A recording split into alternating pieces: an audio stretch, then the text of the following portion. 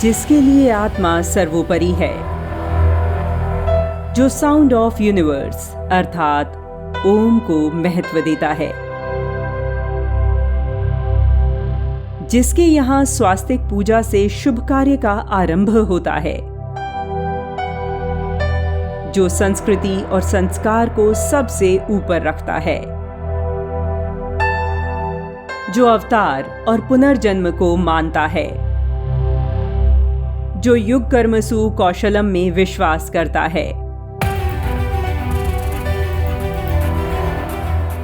ये सब सुनकर यदि आपको लग रहा है कि हम सनातन हिंदू धर्म की बात कर रहे हैं, तो आप 50% ही सही हैं, क्योंकि आज हम बात कर रहे हैं उसी मिट्टी से जन्म लेने वाले जैन पंथ की, जिसके 24वें तीर्थंकर महावीर स्वामी हैं।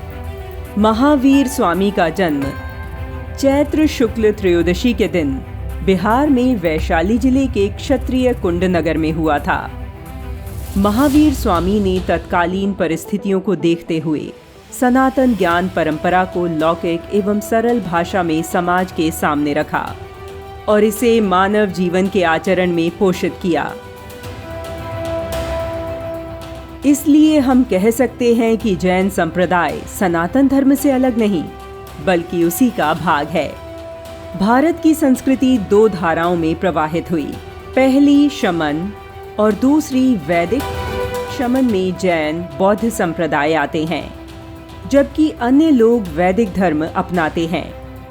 इसलिए इनमें कई समानताएं हैं, जैसे जैन और हिंदुओं दोनों में बीज मंत्र ओम पर समान बल दिया गया है। जैन और हिंदू दोनों आत्मनिष्ठा, आत्मबल पर जोर देते हैं।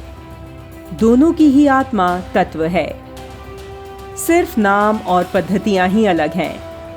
दोनों ही अहम ब्रह्मासी पर विश्वास करते हैं, यानी आत्मा ही ब्रह्म है, मैं ही ब्रह्म हूँ। हिंदू और जैन दोनों ही पूजा पाठ से काया शुद्धि यानी मन और चित्त शुद्धि करते हैं।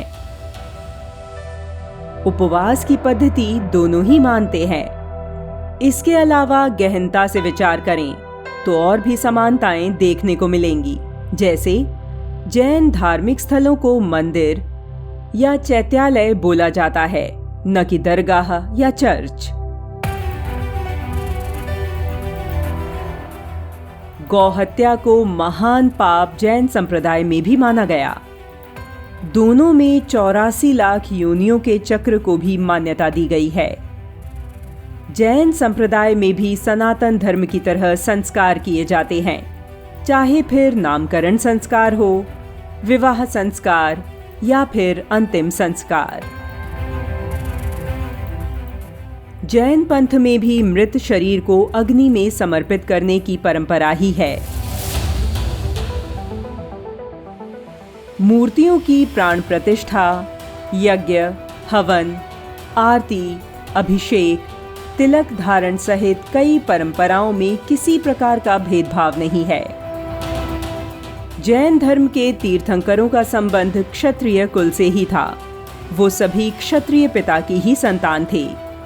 इसके अलावा हिंदू और जैन धर्म के पवित्र स्थान भी एक समान ही हैं, जैसे अयोध्या, वाराणसी, हस्तिनापुर, खजुराहो, एलोरा गुफाएं। जैन धर्म के प्रथम तीर्थंकर भगवान ऋषभदेव मनु की 5वीं पीढ़ी के वंशज थे। भगवान ऋषभदेव को आदिनाथ भी कहा जाता है, जो कि भगवान शिव का भी एक नाम है। मान्यता है कि भगवान ऋषभदेव को कैवल्य भी कैलाश पर्वत पर प्राप्त हुआ था। जैन ग्रंथों में 22वें तीर्थंकर नेमिनाथ भगवान को भगवान श्री कृष्ण का चचेरा भाई बताया गया है। यह सब जानकर तो यह प्रश्न ही निराधार है कि जैन संप्रदाय सनातन हिंदू धर्म से अलग है। वास्तव में धर्म कुछ नहीं, आचरण, संस्कृति और सभ्यता ही है। यदि वही समान है, फिर भिन्नता कैसी?